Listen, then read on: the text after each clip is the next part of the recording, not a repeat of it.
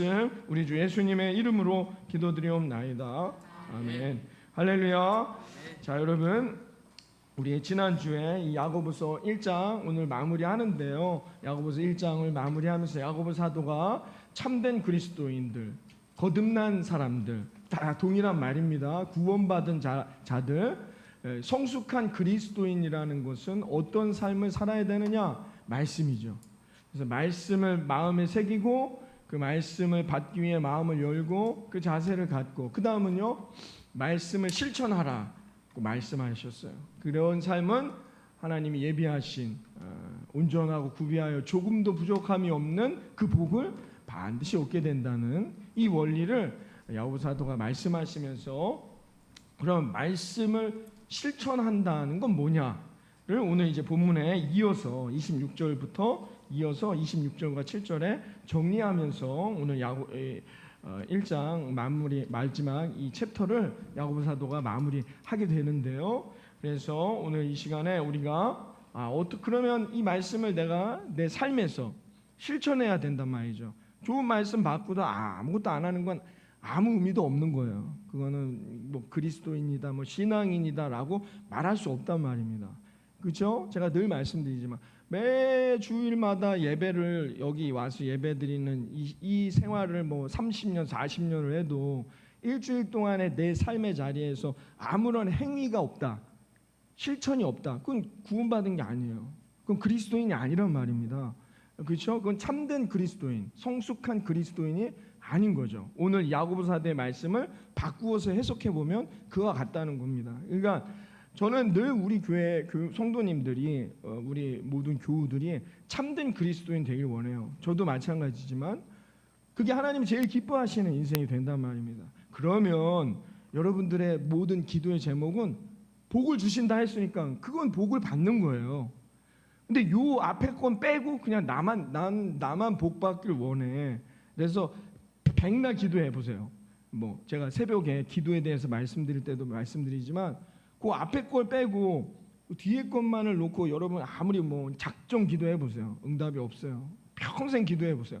응답이 없어요. 이 앞에 게 안 되는데 이 앞에 게 돼야 복을 주신다는 거예요. 오늘 말씀에 야고보 사도가 뭐라고 말합니까? 25절에 복을 받을지어다 했어요. 그 복이 뭐예요? 여러분, 내가 잘 온전하고 구비하여 조금도 부족함이 없는, 여러분 기도의 제목들이 다 있잖아요. 자녀들을 위해, 아니면 뭐 가정을 위해, 건강을 위해, 그렇죠? 이 모든 것들을 주신다고 약속하셨거든요. 그래서 그 전제돼야 될 것. 그래서 오늘도 이 말씀을 여러분에게 함께 나누는 거예요.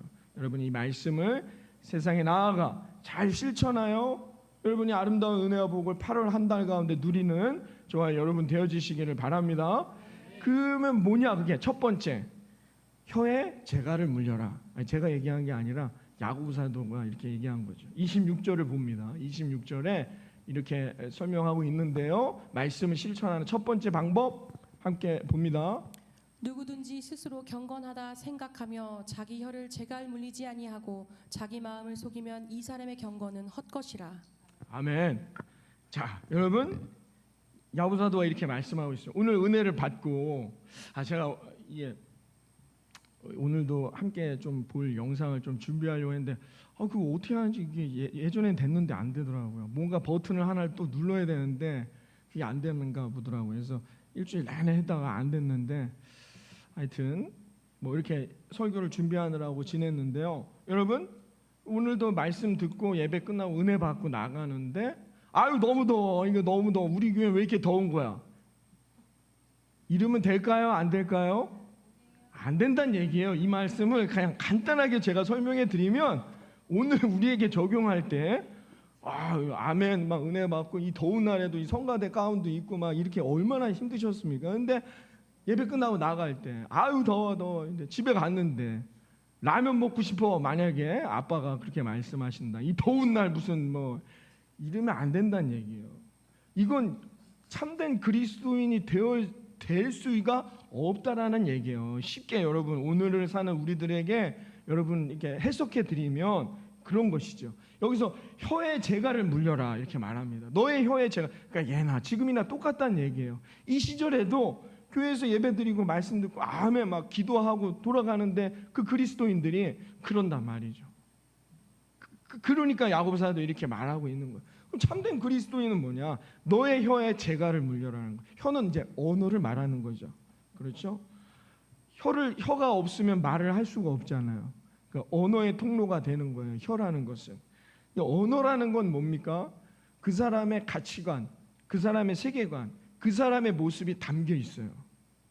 그 사람이 어떤 말을 하느냐에 따라서 그 사람이 판단될 수 있는 거예요. 아, 저 사람은 저런 생각과 저런 가치관을 갖고 있구나. 그의 말, 아니면 요즘은 이제 글을 쓰니까 그의 글을 통해서 알 수 있게 된다는 것이죠. 그러므로 참된 그리스도인이란 뭐냐?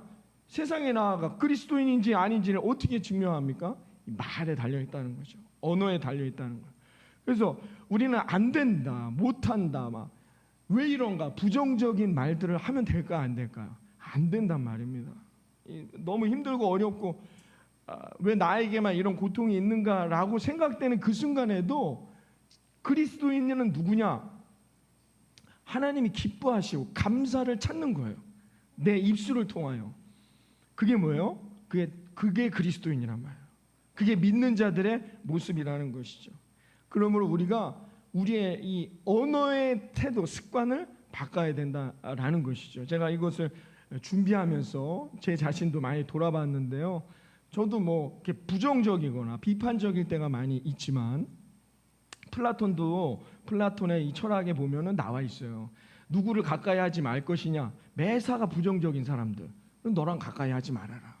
너 인생에 도움이 안 된다라고 플라톤도 이미 세상의 철학도 얘기하고 있다는 것이죠.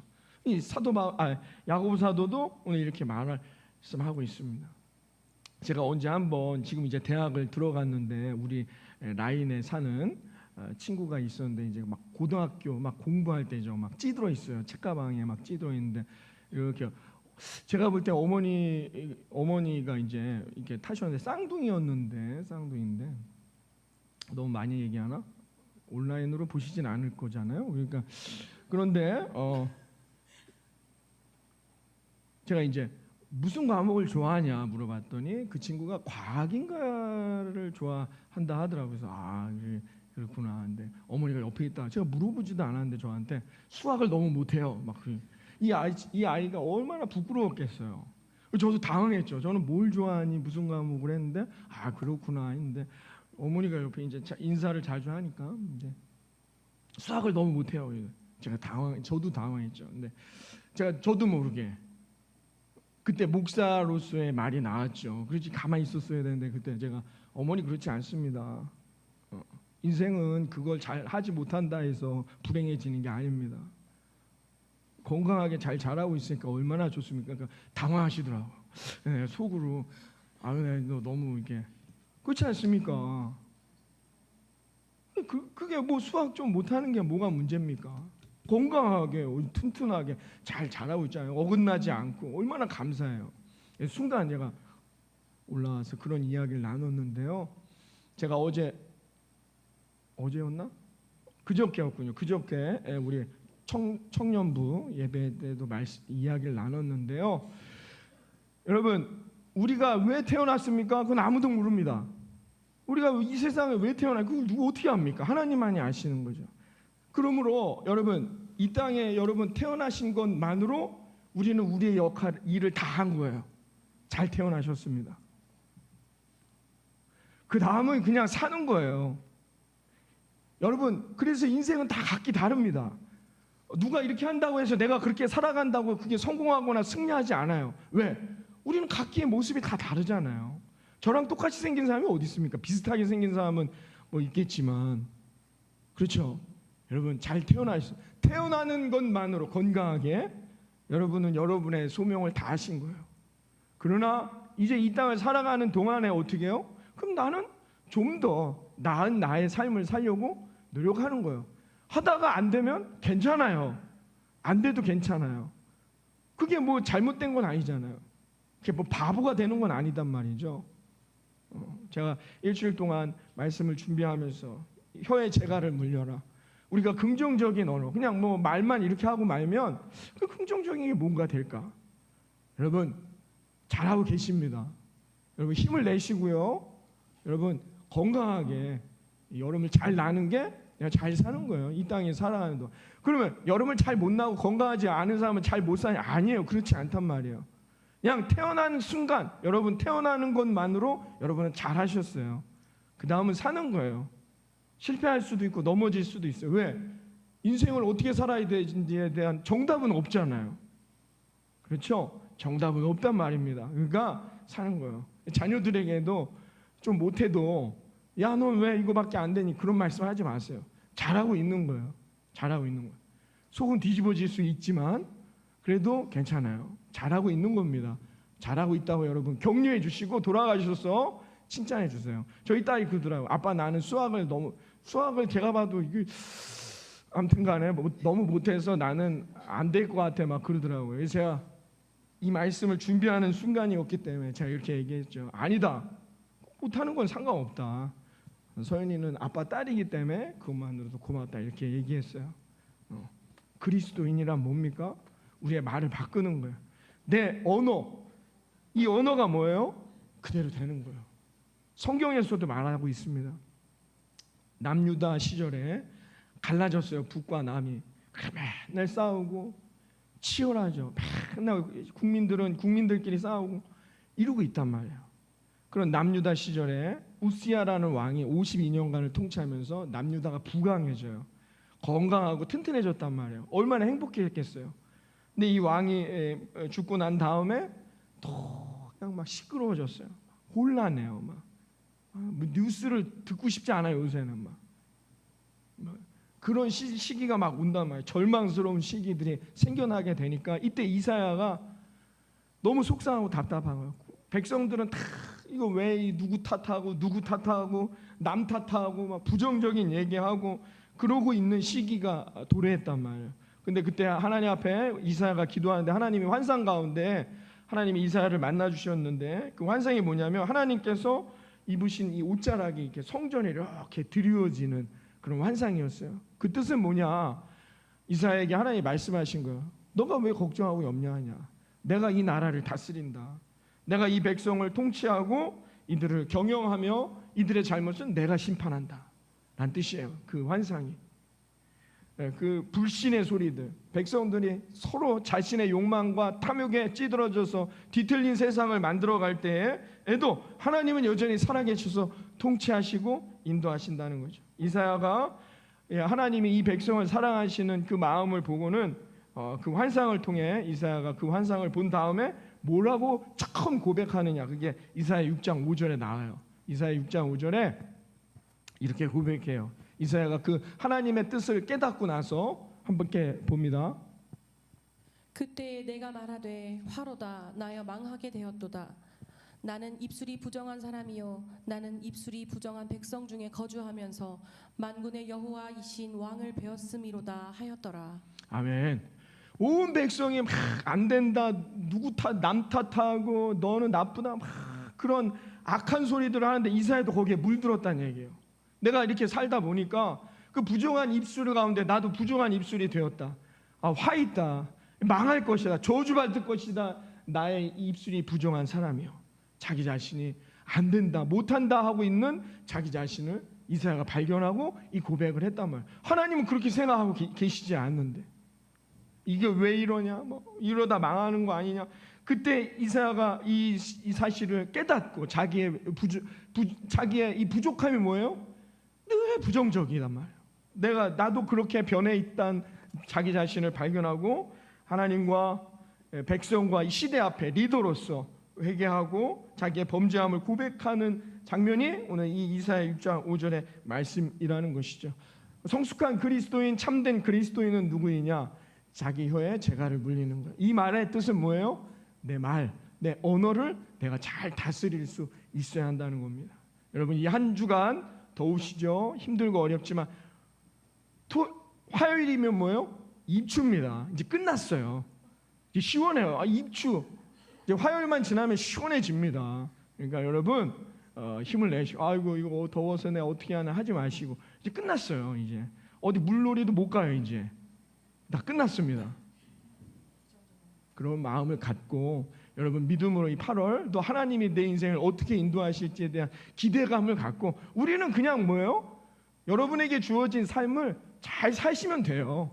그러면 하나님이 기뻐하시는 거예요. 뭔가 나도 이렇게 해야 되나? 저런 사람들은 저렇게 하는데 나도 이렇게 해야 되나? 아니에요. 하나님은 지금 나의 모습을 그대로 받으시는 거예요. 왜? 하나님 그냥 나를 그 모습으로 사랑하신다는 거죠. 이 믿음을 갖고 여러분 승리하는 이번 한 주 8월 한 달이 되시기를 바라겠습니다. 두 번째는 뭐냐? 두 번째는 고아와 과부를 돌보라는 것이죠. 다시 오늘 야고보서 1장 27절로 돌아와서 다시 한번 볼까요? 말씀을 27절에 이렇게 기록되어 있습니다. 하나님 아버지 앞에서 정결하고 더러움이 없는 경건은 곧 고아와 과부를 그 환난 중에 돌보고 또 자기를 지켜 새 속에 물들지 아니하는 그것이니라. 아멘. 여러분 고아와 과부를 돌보는 것이다 라고 했어요. 우리가 그리스도인으로서 세상에 나아가 여기서 말하는 고아와 과부와 나그네라는 것은 말 그대로의 의미보다는 오늘 우리에게 적용하자면 오늘 우리에게 적용할 때 고아와 과부와 나그네라는 것은 뭐예요? 우리의 도움이 필요한 대상들이죠. 세상에 있어서 아니면 뭐 교회 안에서도 우리의 도움이 필요한 분들이 계세요. 그분들을 향한 우리의 도움이 있어야 한다는 것입니다. 그런데 이거 고아와 과부를 돌보라, 남을 도와줘야 된다, 남을 구제해야 한다면 많은 분들이 이렇게 착각해요. 그 착각을 깨야 됩니다. 첫 번째, 나는 지금 아직 여건이 안 돼서 돕기가 어려울 것 같네요. 이건 잘못된 거예요. 성경에서 말하는 도움은 이런 의미가 아닙니다. 두 번째는 뭐냐? 이게 윤리적 차원이에요. 내가 예수 믿고 구원받은 사람이니까 내가 좋은 일, 착한 일, 이런 일을 해야 되겠구나. 그렇게 해서 도와줘야 된다라고 생각해요. 그거는 세상에도 많아요. 그런 단체들은. 어려운 사람들을 돕고 좋은 일 하는 단체들이 교회가 아닌 단체들 중에도 세상에 많이 있단 말이에요. 교회는 다르단 말이에요. 하나님의 사람들은 조금은 다른 도움의 개념을 우리가 알아야 한다는 것이죠. 그러니까 첫 번째, 내가 많아야 도울 수 있다. 이건 잘못된 생각이야. 두 번째, 착하고 선한 일을 하는 것이 돕는 거니까 내가 도와줘야 되는구나 라는 생각도 잘못된 거예요. 이건 반드시 내 머리에서 깨트려야 됩니다. 그리스도인이라면 도와야 되지만 그 돕는 이유는 뭐예요? 내가 구원받은 자니까. 내가 그들을 도움으로 어떻게 해요? 그들도 구원받게 하기 위해서 한 거지. 우리가 그냥 좋은 일을 하자는 게 아니라는 겁니다. 이해되셨죠? 이걸 알고 계셔야 됩니다. 그들을 우리가 돕는 이유는 여러분들은 구원을 어떻게 받으셨어요? 예수님의 도움으로 받은 거잖아요. 예수님이 십자가에 피 흘리신 그 도움, 예수님의 그 고통과 예수님의 그 피 흘리심의 도움으로 내가 구원을 얻었잖아요. 그러니까 돕는 거예요. 그래서 그들도 어떻게 해요? 나의 도움으로 구원을 얻을 수 있도록. 이게 우리 기독교 성경에서 말하는 돕는 이유라는 거 여러분 잊으시면 안 됩니다. 요걸 빼고는 앞에 것만 우리가 내가 많이 있으면 돕겠습니다 라든지 윤리적 차원의 구제라는 개념은 우리가 다 내려놔야 한다는 것입니다. 그래서 우리의 도움은 뭐냐? 저나 여러분도 영적 고아 아닙니까? 영적 나그네였잖아요. 영적 과부였던 나를 예수님이 나를 사랑하셔서 나를 구원하셔서 영적 고아가 아니게 영적 나그네가 되지 아니하도록 가야 할 곳을 분명히 알게 하시고 우리를 인도하시잖아요. 그 도움을 받은 것처럼 우리도 어떻게 해요? 세상에 그들에게 그 복음을 선포하는 도움이 되어야 한다는 겁니다. 이해되셨죠? 요거를 여러분이 유의하셔야 됩니다. 그래서 제가 이 영상을 준비하려고 했는데 안 됐는데요. 여러분들이 돌아가셔서 집에 가셔서 기회가 되시면 그 인스타그램에 팔로워만 22만 명이면 많은 겁니까? 많은 거라고 하더라고요. 하준 파파라는 인스타그램을 하는 HUG 대표 황태환이라는 분이 있습니다. 이분의 이야기인데요. 이분이 어느 날 유튜브에 이 강연 유튜브에는 또 무슨 자기 채널이 있어요. 비글 부부라는 채널이 있더라고요. 그런 게 있다고 합니다. 그래서 유튜브에 어떤 강연을 요청받았어요. 선한 영향력, 인플루언서로서 세상에 어떤 영향력을 행사해야 될지 좀 강연 좀 해주세요라는 요청을 받았다고 합니다. 그런데 그 한 달 전에 6개월 된 자기 아들이 급성 심장병으로 세상을 떠났어요. 그런 일이 있었는데 이걸 내가 나가야 될 것인가 고민하다가 이것이 하나님이 원하는 뜻이다라고 생각을 하고 이 강연을 했다고 합니다. 이게 이 강연 영상이 엄청난 조회수 320만 명이 봤다 하더라고요. 지난주 기사니까 더 봤을 수도 있겠고요. 하여튼 조회수가 그렇게 기록할 만큼 많은 사람들이 보게 되었는데 거기에 나와서 국제 어린이 양육 기구인 컴패션을 통해 아이들을 후원하는 일을 좀 알리고 자기의 모습을 소개하는 그런 영상입니다만은 이 황태환이라는 분이 둘째 아들이 6개월 만에 급성 심장병으로 구급차에 실려 병원에 갔을 때 아직도 여전히 볼살이 하얗고 통통한데 손을 잡았더니 차갑게 식어 있더라는 것이죠. 그래서 너무 낙심되고 얼마나 고통스러웠습니까? 그래서 하나님 앞에 하나님 이게 뭡니까? 하나님 나를 사랑하신다 했는데 내게 왜 이런 고통을 줍니까? 라고 힘든 시간을 보내게 됐다라는 것이죠. 그래서 지난 주에 기사를 제가 신문 기사를 봤는데요. 그 인터뷰에서 이렇게 이야기했어요. 제가 잘 되고 싶은 이기적인 마음에 사실은 남을 돕는 후원을 시작했습니다. 그런데 요즘에는 아이들을 통해 제가 더 많이 배우고 있습니다. 라고 하면서 자기가 후원하는 이 컴패션을 통한 이 후원에 대해서 설명했습니다. 그래서 아이들을 왜 돕게 되었는가에 대해서 물었더니 자기가 이 지긋지긋한 가난이 무서웠기 때문에 돕게 되었습니다. 라고 말했습니다. 그래서 어린 시절에 아버지가 사업에 실패하신 다음에 온 가족이 한 끼 먹는 걸 걱정할 만큼 찢어지게 가난한 시절을 보냈다는 거죠. 결혼할 때만 해도 자기는 인생의 목표가 뭐였느냐? 돈 많이 버는 거. 이게 자기의 인생의 목표였다는 것이죠. 그래서 그 인생을 향해 달려갔는데 그래서 하나님 앞에도 이렇게 기도했대요. 늘 돈 많이 벌면 내가 도울 수 있게 해주세요. 라고 이야기했다는 겁니다. 그러니까 왜 남을 돕느냐? 자기가 돈 더 많이 벌려고. 이런 생각을 갖고 있었다는 것입니다. 그래서 의무감에 이제 이 컴패션에 20명을 돕기 시작했다는데 어느 날 그 돕던 아프리카의 한 아이가 숨졌다는 소식을 들었을 때도 그냥 아무 느낌이 없었대요. 아이고 그래 누가 죽었나 보다. 그러니까 뭐 내 자식도 아닌데 내가 돈이나 더 많이 후원해서 또 더 많은 사람 도와주면 되겠지라는 생각으로 이 후원 단체에서 일을 했다는 것이죠.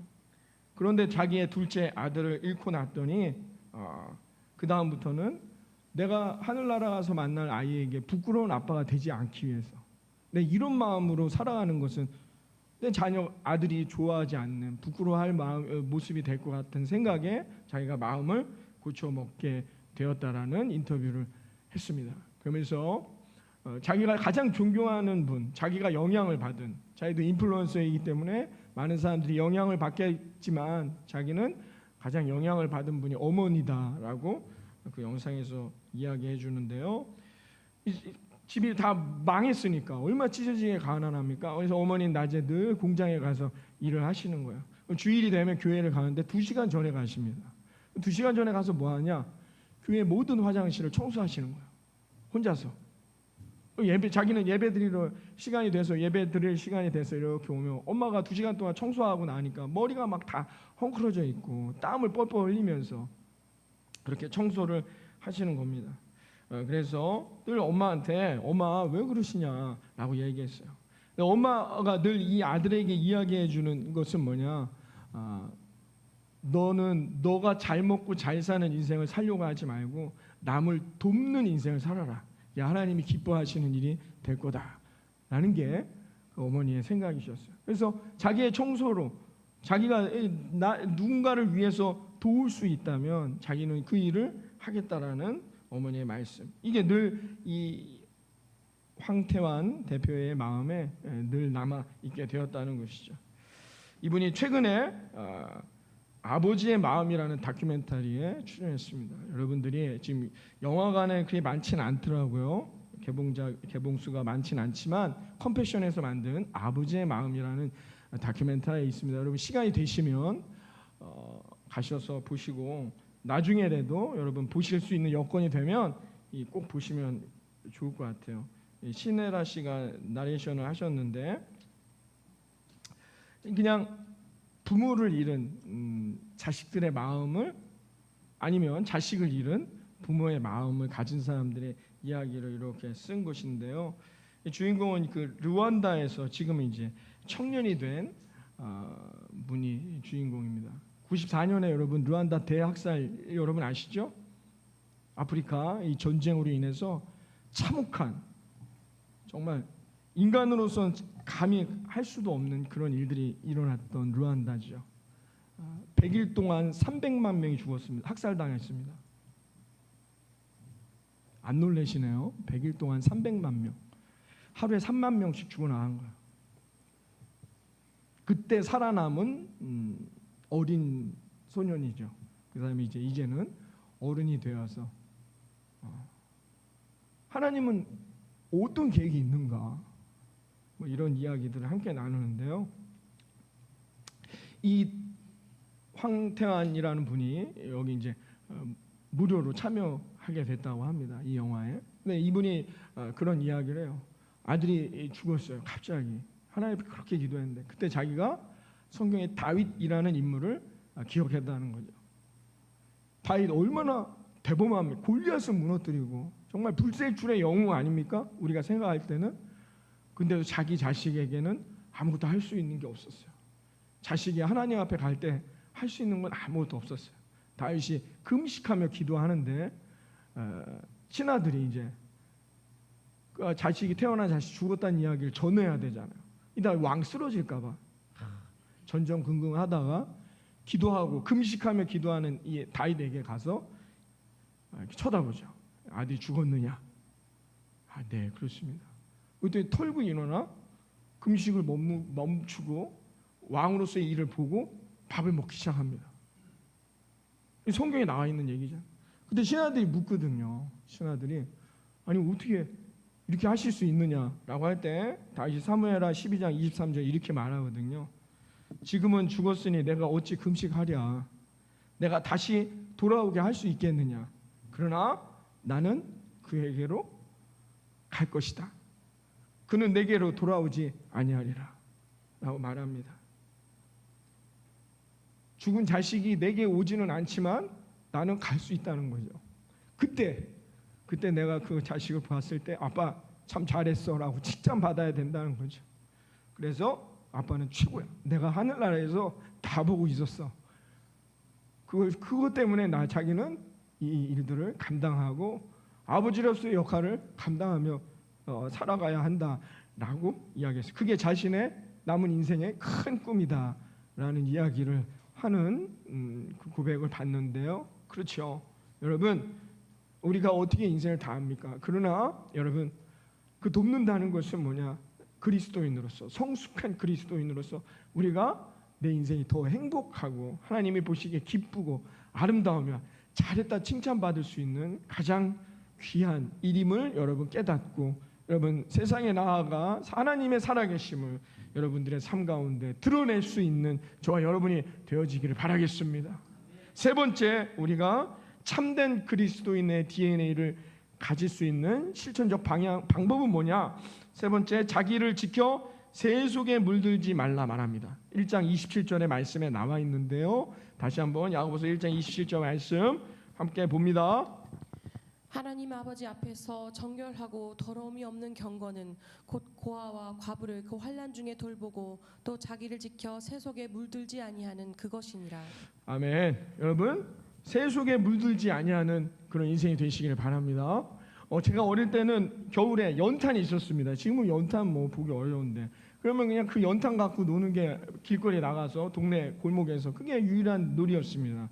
겨울엔 그걸로 눈사람 만들고 그걸로 깨가지고 던지고 놀이하고 그러면 온몸에 다 묻고 연탄이 다 탄 거면 흰색인데 안 탄 게 있어요. 그런 건 너무 좋아요. 그걸로 던져야 애들 얼굴이 시커매지거든요. 그런 걸로 이렇게 편 나눠가지고 이제 저쪽 그 공터에 가서 막 그런 놀이를 했던 기억이 있습니다. 제가 그런 한번 새벽에 말씀드린 것 같은데 그 공터에 막 옛날에는 작업하다가 아저씨들이 버려요. 판자 같은 거 이 작업하고 버리. 요즘엔 그러면 안 되지 않습니까? 근데 판자를 버리고 갔어요. 근데 애들하고 공놀이 하다가 공이 그 판자 속으로 들어갔어요. 그 공 찾겠다고 들어갔다가 이렇게 발바닥에 느낌이 안 좋았는데 이렇게 드는데 판자가 같이 끌려오더라고. 봤더니 못이 대못 거기 있던 못이 발바닥에 박혀가지고 그랬던 적도 있습니다. 그럼 어떻게 해요? 가서 엄마 좀 불러와라. 엄마 그 옛날을 요즘도 그렇지만 그게 다 녹슬어 있잖아요. 그 틀을 만드는 거니까 틀 만들고 버리는 거잖아요. 다 녹슬어 있단 말이에요.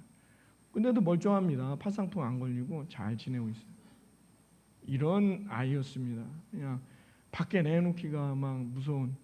하여튼 그러면 어느 날은 막 연탄재 갖고 놀다가 시커멓게 들어가면 엄마한테 혼나고 그냥 목욕하고 그랬던 기억이 있는데요. 무슨 얘기 하려고 하는지 아시겠죠? 여러분 이 세상은 다 오염으로 뒤틀려 있습니다. 뭐가 진실인지 몰라요. 뭐가 진리인지 모릅니다. 우리는 그냥 그렇게 살아가는 거예요. 이 세상에서 참된 진리를 찾으려고 하지 마십시오. 세상은 너무나도 타락해 있고 오염돼 있다는 거죠. 그래서 그런 세상에 우리는 나아가 또 한 주간을 살아가는데 그곳에서 참된 그리스도인으로서 경건한 그리스도인으로 살아갈 수 있다? 쉽지 않습니다. 우리도 알게 모르게 내가 모르는 사이에 얼룩으로 물들게 된다는 것이죠. 그러므로 방법은 뭐냐? 오늘 자기를 지켜 세속에 물들지 않는 그 방법밖에는 없다는 거죠. 그게 뭐냐? 말씀이에요. 말씀을 붙들면 여러분 어떤 순간에도 참담한 순간, 낙심되는 순간, 세상으로 인해 휘청휘청 되는 그 순간에도 어떻게 해요? 말씀을 매일매일 가까이 하게 되면 매일매일 씻으면 돼요. 얼룩 묻은 거 닦아내면 되는 것입니다. 그러면 여러분 우리가 세상을 이기는 참된 그리스도인으로 하나님의 아름다운 복을 얻게 될 거라 믿습니다. 네, 여러분 이 씻는 게요, 그냥 비누칠해서 씻으면 되는 게 아닙니다. 이 얼룩은 잘 지워지지 않아요. 죄라는 것은 그와 같다는 거예요. 악한 것은 그와 같다는 거죠. 누가 여러분 자식들에게 나쁜 거 가르칩니까? 가르치지 않아도 나쁜 건 다 배우게 된다는 거예요. 좋은 건 아무리 가르쳐 주려고 해도 잘 안 배우려고 하지만 왜? 인간의 본성은 악하기 때문에. 악한 것은 잘 빠지지 않아요. 그러니까 어떻게 해요? 사도 바울은 뭐예요? 뭐라고 말해요? 이건 믿음의 싸움이라고 말해요. 우리가 이 경건한 그리스도인으로 세상에 물들지 않고 세상에서도 승리할 수 있으려면 어떻게 해요? 이 싸움이라고 말해요. 내가 묻을 수 있어요. 닦으는데 어떻게 해요? 잘 안 닦인단 말이에요. 어떻게 해야 됩니까? 박박 닦아야 됩니다. 그렇죠? 여러분 뭐 묻었는데 잘 안 지워지는 거 여러분 어떻게 하세요? 제가 군대에 있을 때인데요. 군대에서는 요즘 군대는 아닐 거예요. 집사님 너무 걱정하지 마시고. 제가 군대에 있을 때는 그냥 맨날 아침 저녁에는 고참들 구두 다 닦아야 돼요. 내가 군대 가기 전에 아버지 구두 한 번도 닦아본 적이 없는 내가 거기서 군대에서 한 6명, 7명 걸 닦아야 돼요. 맨날 구두에 그러면 씻을 시간 다 지나가요. 그러면 그냥 자는 거예요. 그 다음 날도 그렇게 하고 아침에는 막 기름칠하고 포병이라 뭐 하면 그럼 밑에 후임병들은 씻을 시간이 없어요. 그렇게 되다 보니까 막 손 이 마디마디에 늘 이 검은 때가 껴 있어요. 닦아도 기름까지 묻어가지고 잘 지워지지도 않죠. 그러면 언제 닦느냐? 뭐 새벽에 근무 나갔다 와서 하는데 또 피곤하니까 자죠. 근데 어느 날 이제 휴가를 나가는데 제 동기가 휴가를 나가야 되는데 집에 가서 멀끔한 모습을 보여줘야 되잖아요. 걱정하시지 않게. 그러니까 어떻게 하느냐? 새벽에 근무 갔다 와서 뜨거운 물에 손을 불려요. 불리고는 그 칫솔이 같은 게 있습니다. 쓰다 이제 다른 거 닦는 칫솔로 팍팍 안 되니까 구두솔로